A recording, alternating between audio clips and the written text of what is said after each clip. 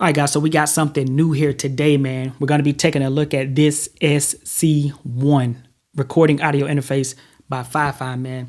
Now, they were kind enough to send this over, man, so shouts out to them. I really do appreciate it. Now, just to give you guys a quick reference, this audio recording interface is going to give you kind of like that same feel as something like the Scarlett Solo. So if you're familiar with the Scarlett Solo, the Focusrite audio interface, then that's what this is going to kind of be like. So just keep that in mind. But this is going to be for audio recording, so you can do like small voiceovers, podcasts, and then you can also do a little bit of music with this as well. So again, shouts out to FiFine for sending it over, man. We're going to go dive into this real quick, guys. I'm going to show you where you can get it from, go through the box, go through everything inside, and then we'll do a little bit of testing. And by the end of this video, I'm going to show you guys one way that I would actually use this device. All right, let's do it. All right, guys, so everything I talk about right here, you guys should see pop up on the screen. Now, you can find this on Amazon. The price is $54.99. I will throw a link in the description, all right? Now, this is the FiFine SC1. This is an audio interface, and it's going to be one of those same type of audio interfaces like the Scarlett Solo, just for reference, all right? So first and foremost, right here, it says that you can input your instrument, so you can record guitar and so forth. Also, it has a XLR/6.35 millimeter mic input, all right? So you can plug in your microphone, your dynamic mic, or your condenser mic. It says that the gain input is about 50 dB, and it says it does have 48 volt phantom power, as you can see right here on the screen right here. Direct monitor with the volume now, so you can plug your headphones in and monitor your audio just like any other audio interface. And then right here it says hookup flexibility, so it shows you a lot of different things that you can hook up to it as far as how to actually hook it up, as far as your microphone, where that goes, your instrument, your headphones, even your studio monitors and so forth, all right?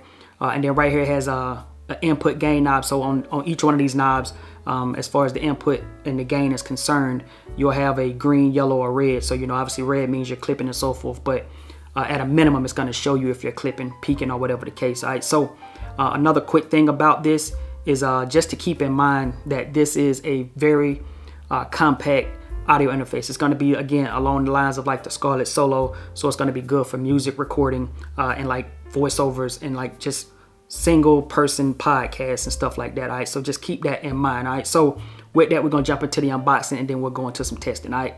Let's do it.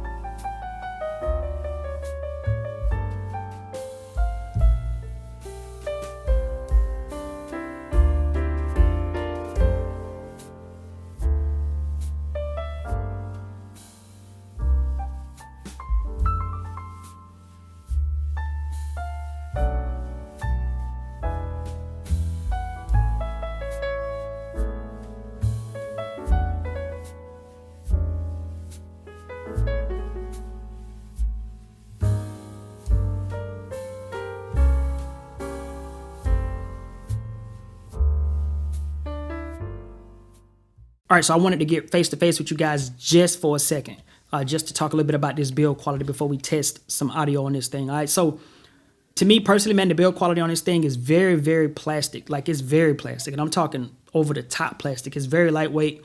It doesn't really feel premium. Now, I don't know if that's what they were going for, which obviously they were because it's very lightweight. Maybe they were going for something very lightweight and compact that you can just kind of toss around. It does feel like a toy. I am concerned with how long this thing will actually last, though, just based off the build quality. It looks the part. It looks nice. It looks really good. But But because I have a Scarlett Solo and I know what that build quality feels like, I'm used to that. I feel like this is a step below that as far as build quality, just because it just doesn't have that premium feel to it. Feels like a toy, to be honest with you. But it really depends on what it sounds like. You know what I'm saying? So what I'm going to do is go ahead and plug this microphone in. I'm not worried about pairing it with like a FiFine mic and all that, because any XLR mic should work with it. You know, so I'm just going to throw this mic on right quick, and we're going to test this audio, and I'm going to show you guys that way that I would use this in my actual setup. All right, so let's do it. All right, so I have the FiFine SC1 actually plugged in right now, and this is the audio quality that you're hearing from it right now. So you should see a little pop-up on the screen of what I'm actually looking at as far as the audio interface on my desk, what it looks like right here while it's being used. You should see it pop up on the screen. The mic gain again is like 95%. Headphone volume turned all the way up to the max. Just got one microphone running in, headphone running in, and a USB-C plugged into the Mac Mini. So it's getting its power from the Mac Mini, so that's a plus right there. In the headphones, it sounds pretty crispy, but one thing I've already noticed, and you should see it pop up on the screen, is that I'm using Audacity to record, and it's only coming out of the left channel.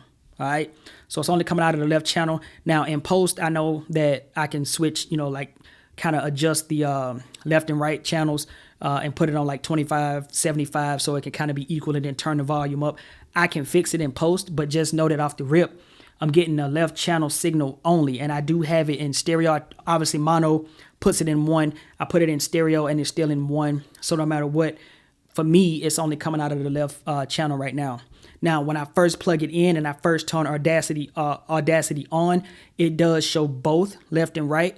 And then as soon as I start to speak, the right one goes away and just it's only on the left channel. So I don't know what that issue is. And again, switching it from mono, it's still in one. Putting it on stereo, it's still in one channel. So that's just what that is. But as you're listening to this, you're going to hear it coming out of both channels because I'm going to adjust the audio in post. All right. So if that's something that is across the board, I'm not 100% sure.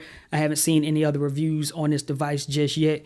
So, you know, if that's across the board, then I'm pretty sure a lot of other people will speak about it. But at the same time, hey, it is what it is. But this is what the audio quality sounds like. And again, in my ear, this thing sounds crispy. I don't know how it's going to come across to you guys right now at this moment because I haven't heard it back, but it sounds good in my ear. All right. So real quick, man, just looking at this thing here on the desk, it looks the part.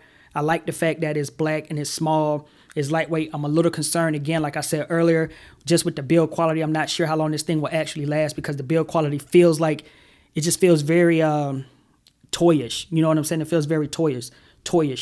I can't even say that right.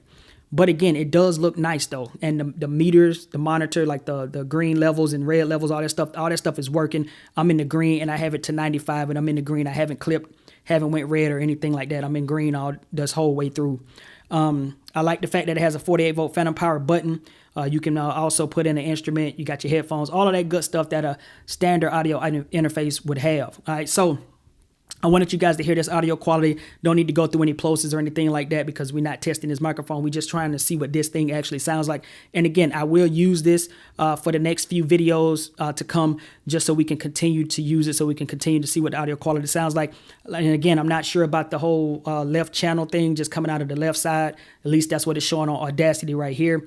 I'm not sure about that. That could be something that, I mean, I don't know. Maybe it's just I'm doing something wrong. But if you know any, suggestions, if you have any suggestions about that, just, drop me a comment, man. But anyway, I want to show you guys one of the main ways that I would actually use this. And it's going to incorporate this audio interface and my iPad. So let's do that. All right, guys. So as promised, I wanted to show you guys one quick way that I would use this audio interface. So right here, I got the SC1. I have my studio monitors plugged into the back right here. I have the USB-C cable running into a USB-C hub that's plugged into the iPad. And I have my keyboard right here, as you can see. Got my keyboard down here. And I can use the output here to turn the volume up and down on my speakers. The light is on, it's green down here, as you can see. And if I wanted to throw a microphone in here and record vocals in here, I can do that as well. So one thing I want to throw out at you guys is that earlier in the video, I was on one channel when I was doing my, using my actual XLR mic. But for some reason, when I plug it in like this and run it through like a music type setup, I get audio on both channels. So I don't know. That's just I'm just getting audio on both channels. But anyway, so as you can see, everything is working. Everything's plugged in. Again, USB-C hub is plugged into the iPad right there, and everything else is running into the USB-C hub, including this keyboard as well. So the iPad and this right here is everything is being powered by the iPad. And I got to hurry up because my iPad is going to die. But I'm going to let you guys hear this little piece of track that I was just working on right here. And again, this is exactly how I would use this in an audio type of setup with my iPad. Turn it up.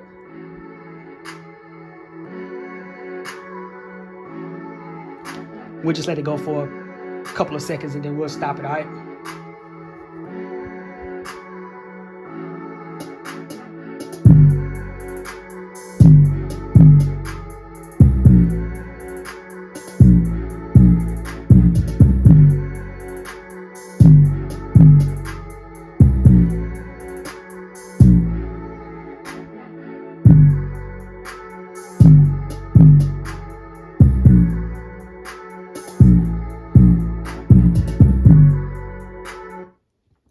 So there you have it, guys. I just wanted to show you one more quick way that I would use this audio interface paired up with my iPad, my USB-C hub, and my Akai MPK Mini.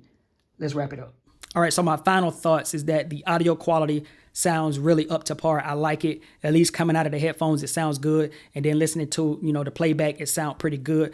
I'm just a little hurt about it coming out of one channel on my Audacity. That's like the only thing I'm hurt about. And my other concern is just the build quality. I feel like it just feels like a toy. It feels like it's kind of underwhelming to me as far as the build quality. But other than that, everything else seems to fit the bill, man. I like how it sounds with my iPad, and it goes very well with the iPad. Like if I pack my iPad up and I take this with me, I got a very lightweight, combo, grab one XLR mic, and I could do some voiceovers on the iPad. So I think, traveling with this thing will be great. But, I'm a little concerned with how long it's going to last because the build quality to me just feels a little underwhelming. Sound is pretty good. I feel like you can get away with it. I like it. Everything else works perfectly fine. So, I mean, if I had to, kind of tell you, would I go out and buy one of these or buy me a Scarlett Solo? You'll just have to catch that in another video because I'm going to do a comparison between the two. We'll put them side by side, let them go head to head, and we'll check the sound quality on both of them. So right now, I'm going to say build quality, man. If you're a fan of build quality and build quality is like top on your list, then this is not going to be for you. But if you're more into just what it sounds like, and just the overall functionality, then this could work for you. If you're also somebody who likes to have small, compact, lightweight devices that they like to travel with, then this is going to be for you. But again, if the build quality is a problem, and you're a fan of that premium feel, then this is not going to be for you. All right. Found this video to be helpful in some way. Don't forget to like, comment, and subscribe. It's been your man Jay, and I'll catch y'all in the next video. Peace.